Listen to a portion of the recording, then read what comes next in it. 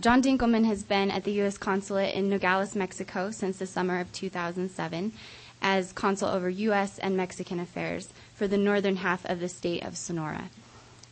He joined the Foreign Service Institute Orientation Division in 2001, where he served as Deputy A100 Coordinator. And I think if you have questions about that, he can answer them. He did that until August 2005, when he became the Course Coordinator, having entered the Foreign Service in 1988 as an administrative generalist. So at this time, we'll turn it over to John Dinkelman.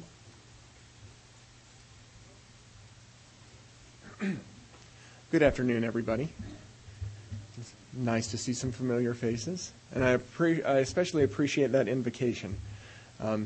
We are here to get knowledge and experience, and sometimes one wonders if one is getting too much knowledge and experience and wants to say to the Lord, you know, it's enough. I'll take a few years of just being lazy and not learning anything, thank you. But every once in a while, my experience has been that the Lord deals out what he wants you to deal with at any given time in your life, and it's up to you to make the best of it. It's always a pleasure for me to be here at BYU.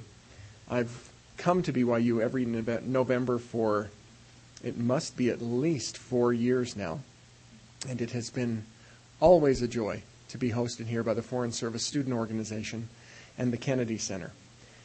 It's a challenge for me to keep sharp in order to keep up with you and answer your questions from the inside of the United States government. The viewpoint sometimes becomes a bit clouded and myopic. And so it's nice to get back to Utah, get back to my roots, hear a little bit about what you're thinking and the view that you have, and hopefully at the same time I can share some information with you that will help you. As was mentioned earlier, I am the consul, or the principal officer, as we call it within the organization, for the very small American consulate in Nogales, Sonora, directly on the border of Arizona. The way I usually refer to it as 60 short miles south of downtown Tucson, which makes it much more appealing to many people. I have been there with my family for a little over a year now, and I guess I should say, are there any Arizonans in the room? Where in Arizona, may I ask? Mesa? I'm sorry? Oh, Tempe, yes. Oh, okay. Well, then I won't say anything bad about the Phoenix area. But in the past year, I have truly fallen in love with your state. I should say with our state, as my intentions for the long term are now clear. I was an institute student at the University of Utah. Oh, can I say that this week? I was an institute student at the University of Utah and had a professor in the institute. I was a student at the University of Utah and had an institute professor who was from Mesa. And as a smart aleck college student, I said to him once, how can you live in that godforsaken hot oven of a desert of Arizona?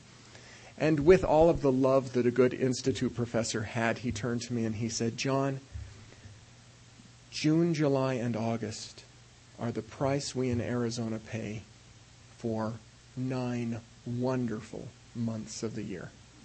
And I walked away, really, just thinking he had no idea what he was talking about.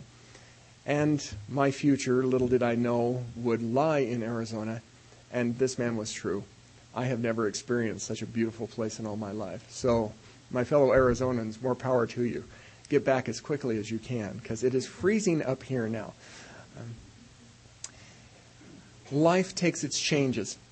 I started in the Foreign Service in 1988. After having passed the Foreign Service exam, I too walked around this campus and enjoyed my life greatly and didn't really know what it was I wanted to do. All I knew was that I wanted to get rich, do a lot of good, and stay skinny and have a lot of hair. And so it's obvious that life takes its changes and its courses where it wants to take you.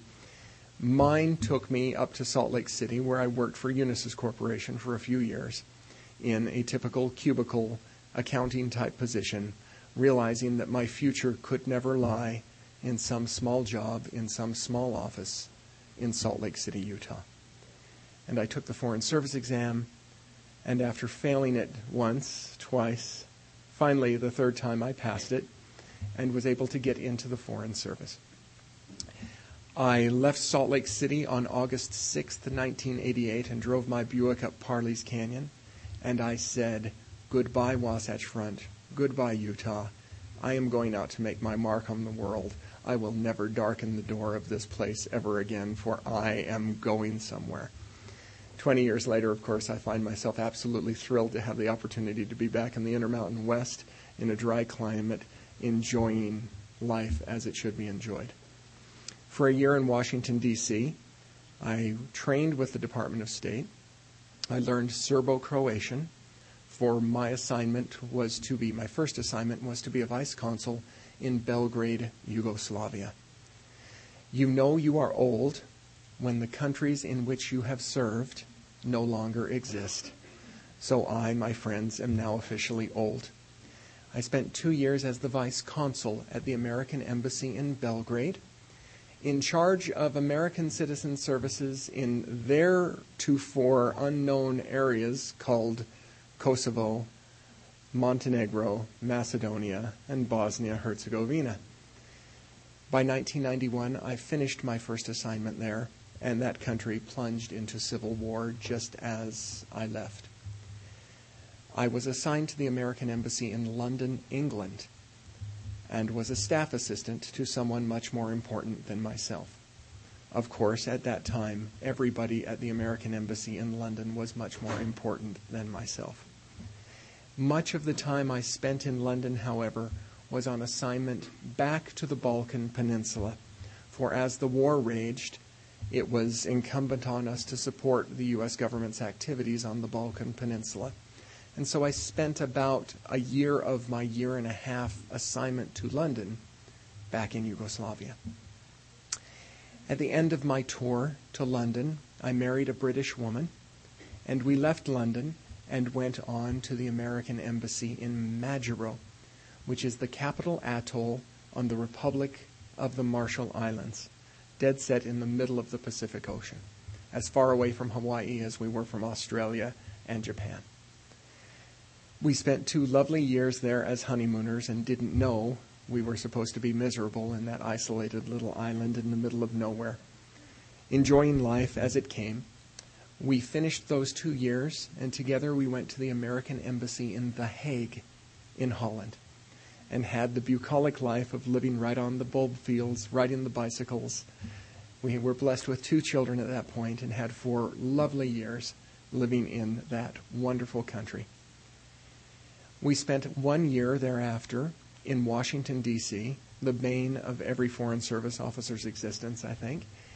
I took Turkish language training and managed to get out of there without going totally insane, and went on to an assignment in Ankara, Turkey, where we stayed for a year and a half.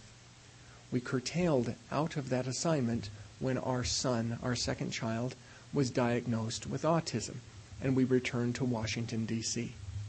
We stayed in Washington, D.C. for 5 years, where I was fortunate enough to land a job at the American Diplomatic Foreign Service Institute, the State Department organization that trains diplomats.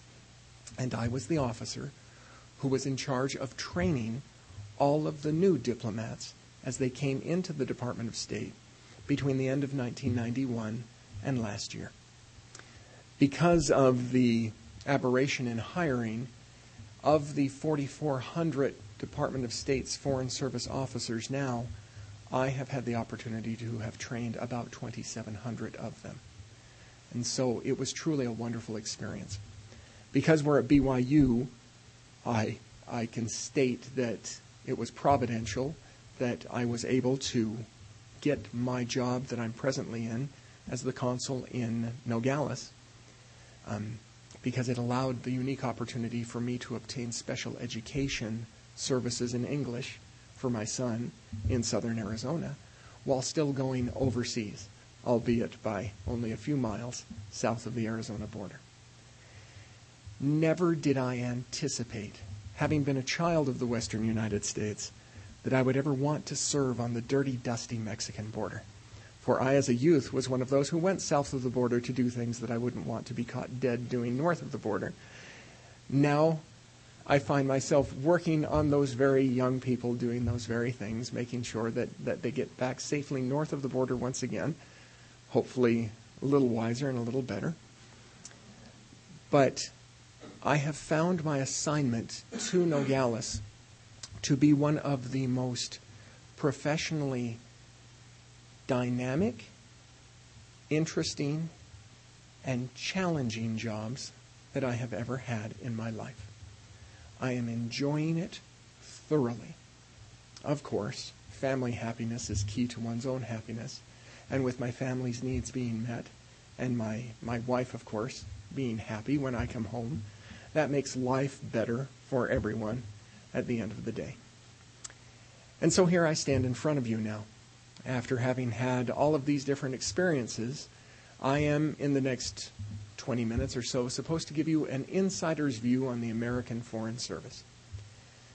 That's a daunting task, but at the same time, it's rather simplistic. The Foreign Service of the United States serves the interests of the United States and the people of the United States better than any other organization within our government. I proudly tell you that it is an honor to work with some of the most wonderful people I have ever met in my life, who have decided to forego what would undoubtedly have been extremely lucrative careers in the private sector to try to make a difference in the world. No, we do not work for NGOs. No, we do not try to solve all the world's problems ourselves. No, we don't even really have answers to all the world's problems. But we are in the unique position of being able to divert and direct resources, people, and ideas to areas where they can be of some good. As Secretary Rice outlines it, we are in a mode of transformational diplomacy. And we, uniquely in the American Foreign Service, have the, dare I say it, well, it's BYU, so I guess I can, the blessing of being the stewards of the international relationship between the United States and every other country on the face of the earth. What an ominous task, but what a joy. From a solely Latter-day Saint viewpoint, we also have the tremendous opportunity to be individuals in many parts of the world who are the first people to introduce the concept of a restoration of the gospel of Jesus Christ to people in countries where such knowledge would never otherwise be available. That also I see as a tremendous blessing and opportunity. And so if but for that, I would encourage everybody who is listening to my words to contemplate whether or not a career in the U.S. Foreign Service would be worth your while. And if you feel so inclined, I would wholeheartedly encourage you to follow that prompting wherever it might take you. The Foreign Service of the United States is a complicated organization because in many ways it mirrors the world itself. The organization is divided into bureaus, which are devoted to certain parts of the world, geographic interests. The Bureau of European Affairs, the Bureau in charge of the Western Hemisphere, or East Asia, or South Asia, or Africa. They're all there with resident experts and the knowledge necessary to maintain the United States' interests in regards to those parts of the world. Similarly, the department is divided into substantive bureaus where issues such as global warming, human trafficking, drugs, religious freedoms, the list goes on and on and on. It is truly the last refuge of a dilettante. If somebody wants to do everything one possibly can in this life, the Foreign Service is still a viable career where you can test. It's the smorgasbord of careers where you can test. I guess I should call it the chuckarama, where you can actually go down the row and test what it is and go back to whatever it is that tickles your fancy later on in life. In the Department of State, there is room for the individual who's interested in energy issues in the Middle East and the person who's interested in agricultural challenges to Central Europe. It's all what you want it to be. There are also those, such as myself, who never really focused on a geographic area, who never really wanted one specific linguistic, cultural, or religious experience as part of their professional development, but rather just wanted to take it all in. And in some ways, fatalistically, left it to the gods of the assignment process to take me wherever we were to go. My conviction is that the Lord's hand will be in the process for those who are so inclined to recognize it and invite it in.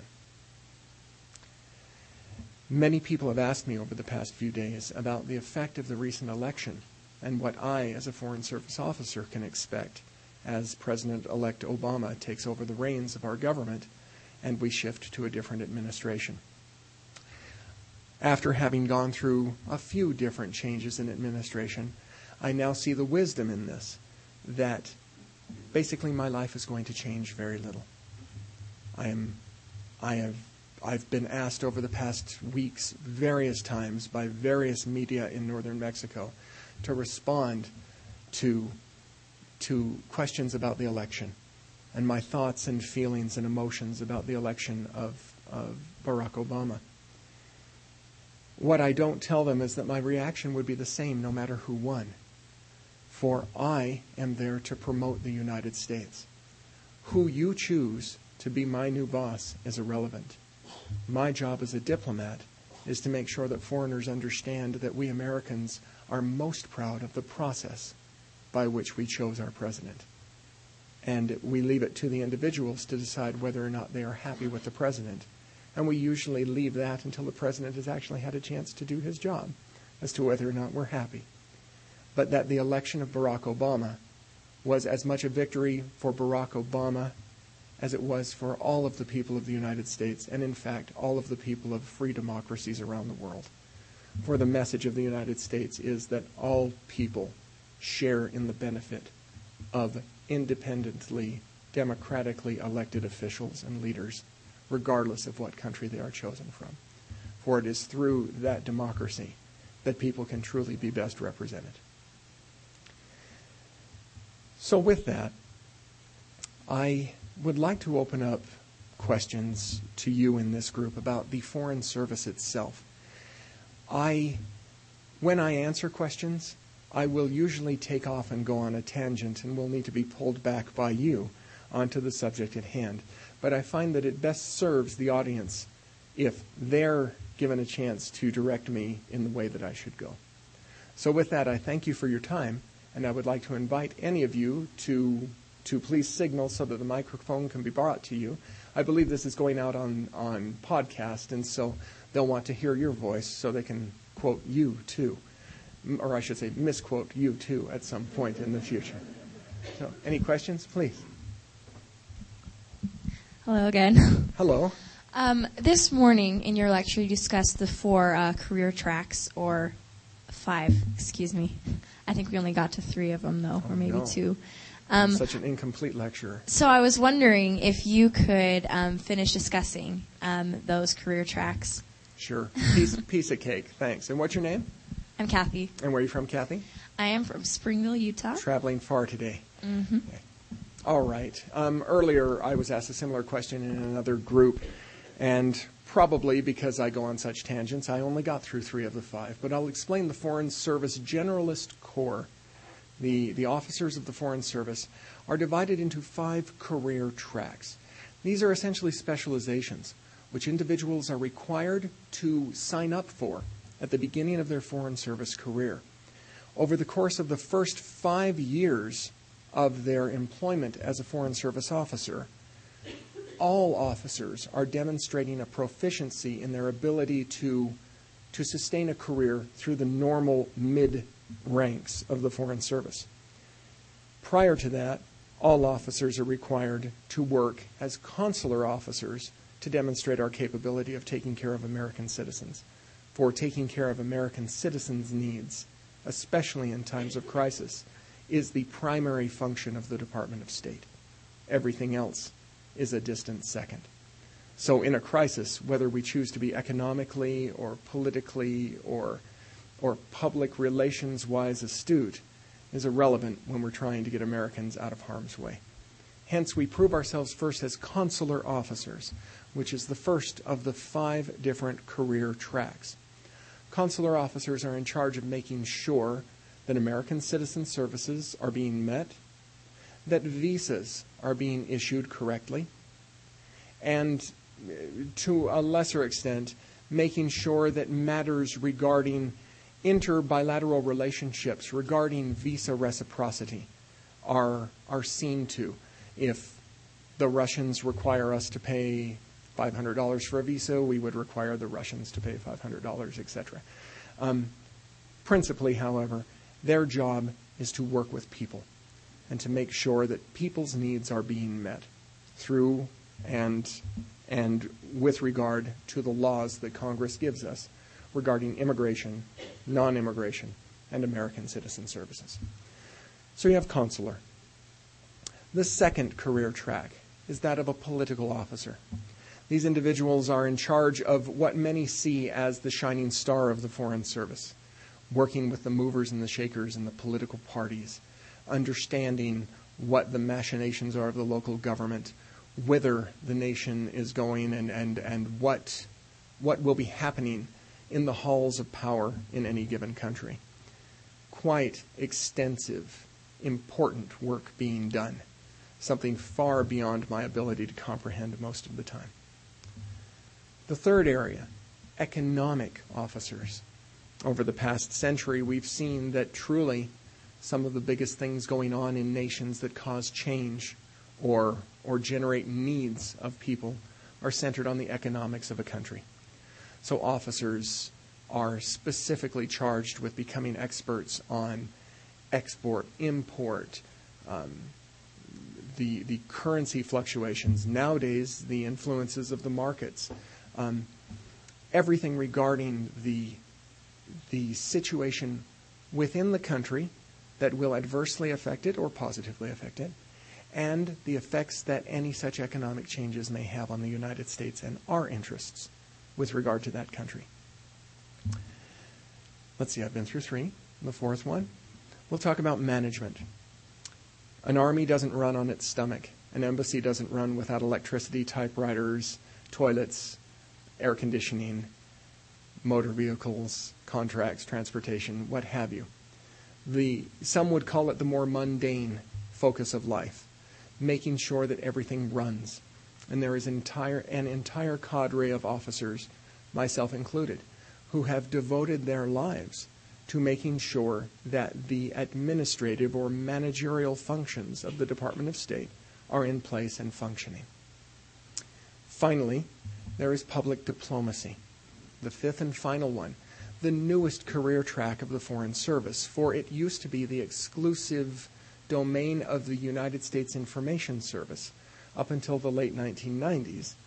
This organization was folded into the Department of State, and all public diplomacy officers, USIS officers as they were called, transferred in to a separate new career track within the Department of State.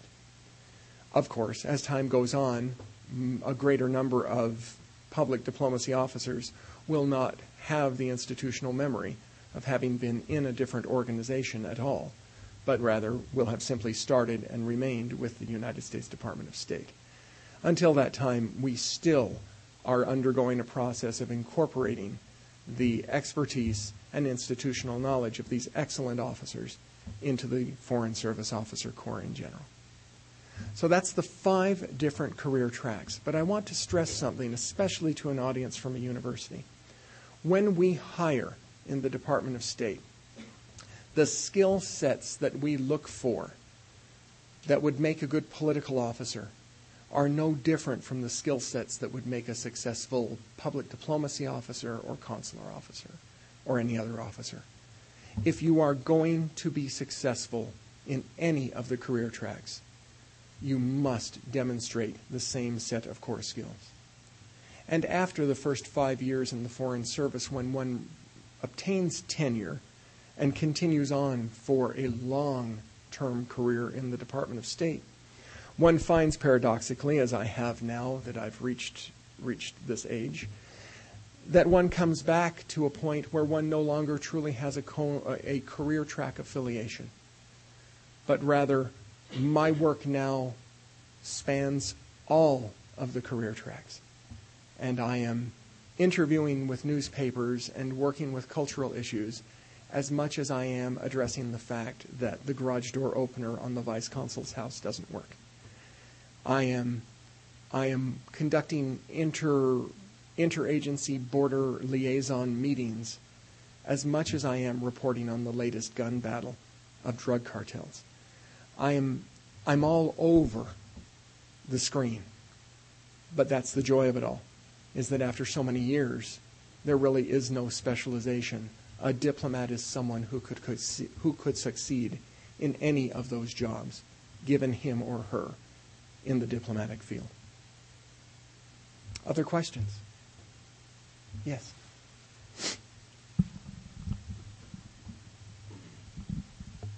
After you're accepted... Give me your name and tell me where you're from. David Critchler from Santa Barbara, California. Welcome. And once you're accepted into the Foreign Service, what are the opportunities for grad school? There are continuing education possibilities. They are not immediate. An officer must first demonstrate that he truly intends to stay with the organization. Hence, no one who is not tenured will be offered continuing education opportunities. After that, however, at various stages in one's career, one is given the opportunity for continuing education, grad school being one of them. Various programs, I think we're up to now 50 different programs that range from the National War College in Washington, and of course the Industrial College of the Armed Forces, to the various service academies around the United States. I know we have programs at Princeton, at Harvard. There are various organizations with which the Department of State has teamed for as extensive programs as master's degrees and graduate degrees in various fields. Consular officers, for instance, have a social work degree that they can pursue at American University. Where others are small programs, I know there's an exchange program for management officers with the city of Phoenix, where they can go for as short as 6 months just to study systems and exchange best practices. A constantly renewing field of furthering one's educational opportunities. I myself have taken advantage of the new wave of distance learning degrees, pursuing a Master's of Strategic Studies through the U.S. Army War College in Carlisle, Pennsylvania. Not exactly something I ever thought I'd be doing with a degree from finance from BYU. But that's the joy of it all. Other questions? Yes?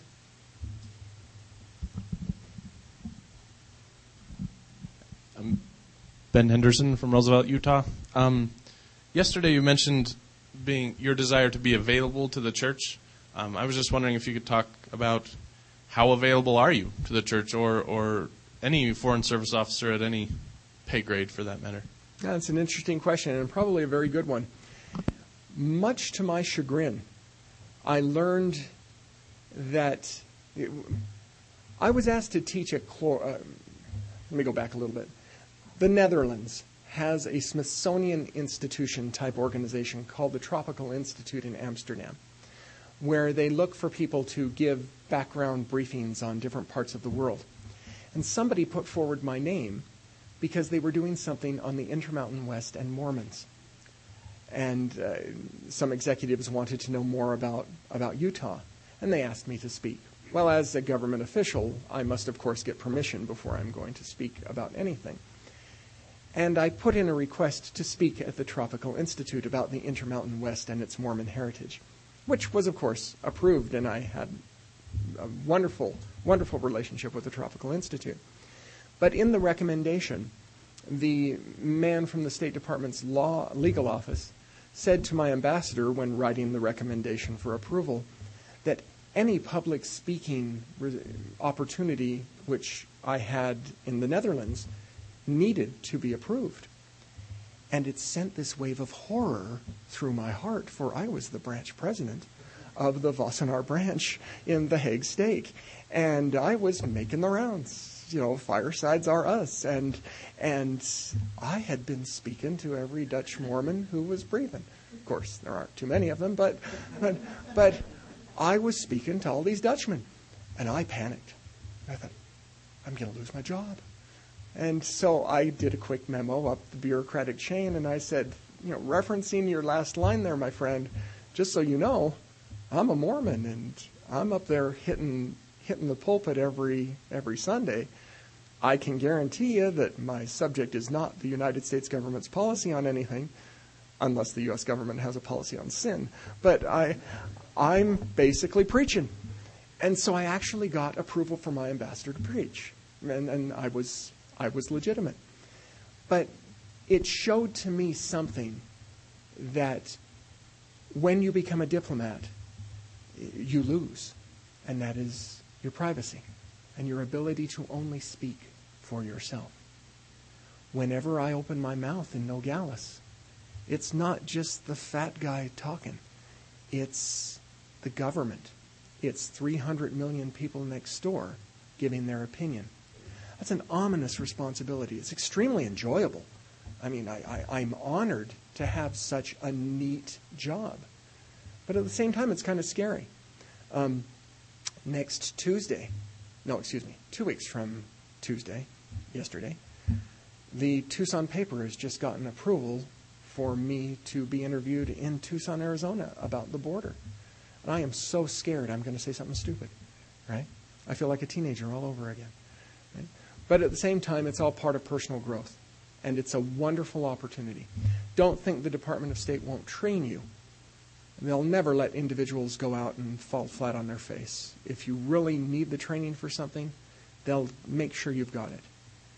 Whether or not I do fall on my face is my own fault, unfortunately. Yes? You mentioned that your wife was British. My wife is also British. Is I was wondering, she ever? Does that affect your ability to work for the Department of State? Does it make it more difficult? Oh, yeah. Just a quick story. We were in London. She was the Relief Society president. I was the ward mission leader. And obviously she's much better a Mormon than I am. But then again, most everybody on earth is a better Mormon than I am. And I decided I wanted to marry this lady. Well, the Department of State requires, when you have a top secret clearance, that you obtain the Department of State's approval before you marry a foreign national, or you endanger losing your security clearance, which makes sense. You know, they've got to do some due diligence on the person you're in love with before they're going to say, yes, bring her on in. Well, you have to give them well, at least in that time, I suspect it's the same since I haven't tried to marry anyone since, but there's 120 days that you need to give the Department of State, notifying them of your intention to marry. And it was Christmas time, I was in love, and I was leaving in 119 days, right? So I quickly whipped up a memo to my boss, and I gave it to my boss to start that 120-day clock running. And in the last line of the memo, I said, I would appreciate your not sharing this information with Ms. Newman, since I have yet to ask her to be my wife. And he screamed down the hallway, Dinkelman, get in here. And he sat me down and he says, son, don't you think it'd be better that you actually talk to her before you tell the government that you're going to marry her? So fortunately, they found her to be kosher. And since she was a BYU graduate, it was quite humorous because much of her background check needed to be done from her time in the United States at BYU. And the individual from the FBI who was doing the investigation happened to be in my father's high priest group in Salt Lake City. And so unfortunately, we were in the situation where people in my parents' ward knew I was getting married before my parents knew I was getting married. Fortunately, it didn't get back to Mom and Dad before I had the chance to share the information. She passed, we married, and so far she has tolerated me quite well. More questions? Yes, the man in uniform. Talking with other foreign service, I realize there's a security aspect. Well, I know you're from Arizona, but I don't know your name. Mitchell Jones. And you're in the Army? Yes. Very good. And I was wondering what kind of security positions are available within the Foreign Service. There are extensive security positions within the Foreign Service because, of course, we are, no offense, my friend, we are at the tip of the spear. I mean, we're in the places where you guys go to clean up when they fall apart, but we're there when they actually fall apart. And so the safety, of course, we try that they don't fall apart, but this isn't always within our control. Because of the nature of our vulnerability, because we are behind the lines, we are the lines sometimes, our security apparatus has grown immensely, particularly since the tragedies in Dar es Salaam and Nairobi 10 years ago, 11 years ago. And the security expertise upon which we rely is critical in our operations. Many in the Foreign Service would argue that the security burden under which we find ourselves is tremendously stifling because it's hard to get places when you can't get into people's faces because those people might want to kill you. And so it's a tremendous balancing act because I want to do my job. I don't want to die. And so I rely on my security colleagues to analyze the situation, to make sure that what I'm doing is within acceptable parameters. And more importantly, even than that our facilities are in such a state that we are protected to a reasonable level that we can perform our function while still maintain some semblance of security. It's a hard line. And of course, you can imagine that security in Nogales has a different profile than security in Hanoi, which is entirely different from Baghdad. And it's up to those very capable individuals in the Bureau of Diplomatic Security to assess and act in an appropriate manner for each post. Not an easy job, but lots of positions available. And we are always seeking security officers. You can find that out at www.state.gov. Next question. Yes, far in the back. Hi, I'm Debbie Kinjo. I'm an academic advisor here at the Kennedy Center. My question is, you were talking about the 5 different core specializations. What are those skill sets that you were referring to that you would look for in all 5 of those? Outside, if I could ask somebody to go outside and grab one of the papers on the table with the 13 parameters. Part of the hiring, there they are back there. Part of the hiring process in the Foreign Service will focus on 13 key parameters that they will evaluate individuals on. However, I boil it down to a personal set of 3. The first one, that you feel free to pass them around or just hold them up so people can see that they can obtain them later on. The first thing that we look for in an individual is judgment. We are looking for an individual's ability to make the right decisions based on the information given to them and based on their willingness to trust their gut. I personally feel Mormons have an edge in demonstrating this because, frankly, our lives are built around honing in on focusing on what the inner voice is telling us. We like to call it the Holy Ghost. If the world wants to call it the 6th sense, I'm fine with that too. Whatever it is, I believe that Latter-day Saints have a natural tendency to be trained in listening to something else rather than simply the facts on hand. And in the Foreign Service of the United States, oftentimes all the facts are very, very limited, and we go with what we know to be right and go on from there. The second feature that I feel the Department of State looks for in individuals in a general sense is emotional intelligence. And I know in this touchy-feely era that we talk about things and definitions might change.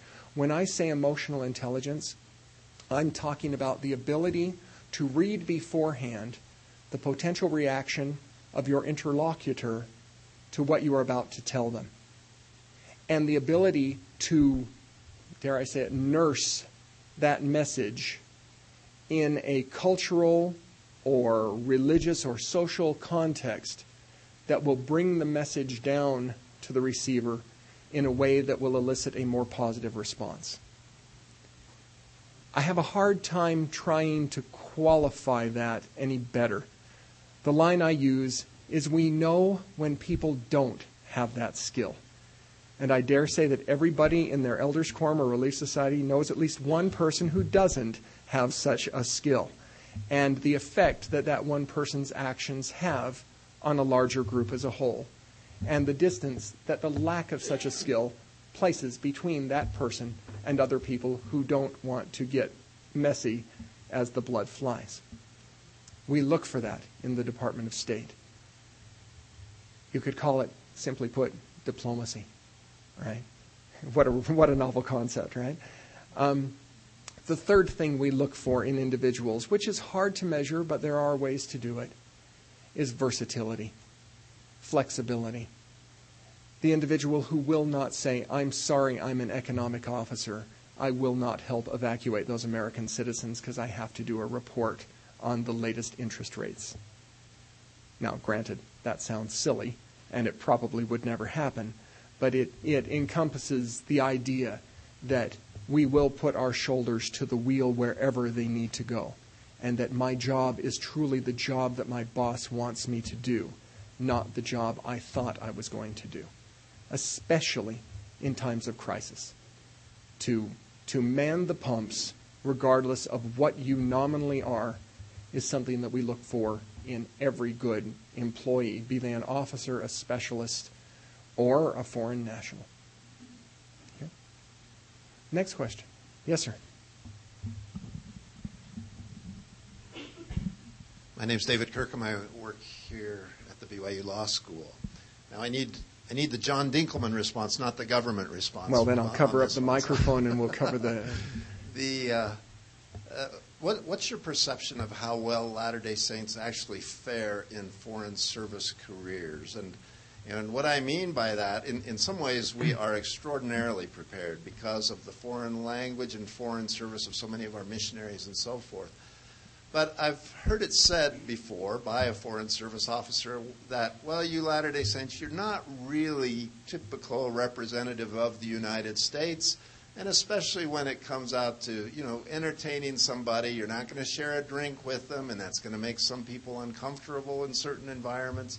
And so we're just not as sure that you're going to be able to do the kind of head-to-head diplomacy that this country requires. How do you respond? Well, I would use a couple words that I couldn't use at BYU, so I'll say, oh fudge.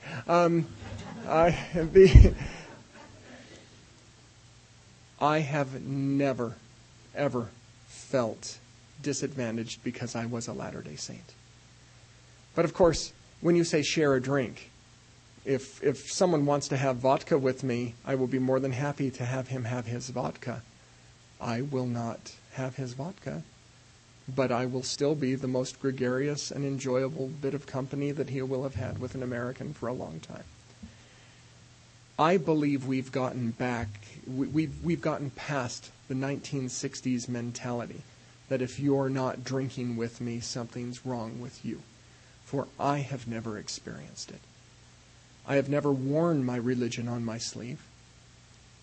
And frankly, the vast majority of people with whom a diplomat is going to be working are probably also diplomats, similarly bent on making sure that the people with whom they're working are comfortable and placed in a situation of mutual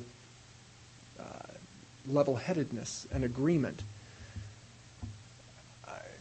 Latter-day Saints I have known in the Foreign Service have been of the ilk who would not cringe at the fact that someone they're working with is having a beer or is smoking a cigarette or perhaps is living in a lifestyle totally anathema to that which we believe to be the righteous ways that the gospel requires and we seek in our lives. I am sure there are certain Latter-day Saints who would not be comfortable in such settings and would wholeheartedly encourage them to consider other careers. The challenge for the Latter-day Saint in the Foreign Service is no different than the challenge for any other American in the Foreign Service. To encounter people different than you, and through either your own personal expertise, knowledge, or your interpersonal relationship to garner friendship, to sway these people to your way of thinking. The way I place it best is when you are called upon in the Foreign Service to go to an Arab university and speak to young, earnest Islamic students. If you, because of whatever talent you bring with you or have learned, are able to convince one of them for a moment to rethink a negative position against you, then you've earned your money for the day. All the better if you convince them not to want to kill us, or whatever the case might be. The Department of State, the Foreign Service, is in danger from many different factions within our own government and our own society. The military and its function is expanding into areas that have historically been diplomatic and the reserve of the diplomatic tool of power, if you want to use those terms, in our government. Communications are so open and quick that the reporting function, which we valued for so many years in our consul reporting from wherever, Tripoli, is now totally trumped by CNN or Al Jazeera or any of the other many different organizations. And so it is up to us, if we want to survive as Foreign Service officers, to find where it is that we truly add value to the function of our government. The place where I believe that will remain is the ability to interpersonally touch individuals and, by the United States and our core values, the time necessary for their consideration. And if not total acceptance, at least not total rejection. In such a tumultuous time on this planet,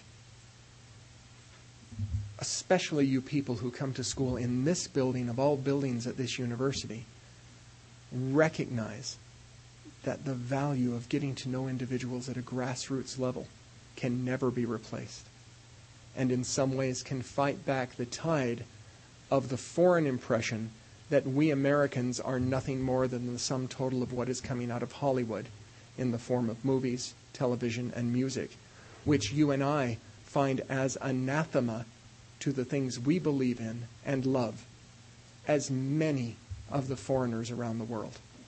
And the only way that can truly be done is by letting them see an American face and understand that we are different in many different ways. And then, of course, the added burden of representing those from whom we differ. But again, I see it as a joy and a privilege. Have I answered your question? Sure. Oh, okay. Very good. I believe, can we take one more quick question, and then we'll have to end. Thank you, everybody. Yes. Being the wife of a prospective Foreign Service officer, what kind of hours should I expect my husband to be working? Lots. We work hard. So I think no the average Foreign dinner Service time. officer is going to put in 10 hours a day. Okay. And sometimes maybe dinner time will be at his desk, right? But at the same time, I think any young, earnest Latter-day Saint trying to make his or her way in the world will probably be putting in those 10-hour days and will be showing what they need to, especially before the kids come. And then maybe we'll all be a little more sensitive to the fact that careers sometimes can take a back burner to the eternal needs of a family. All right, everybody. Thank you very much for your time. It's always a pleasure being here. Thank you.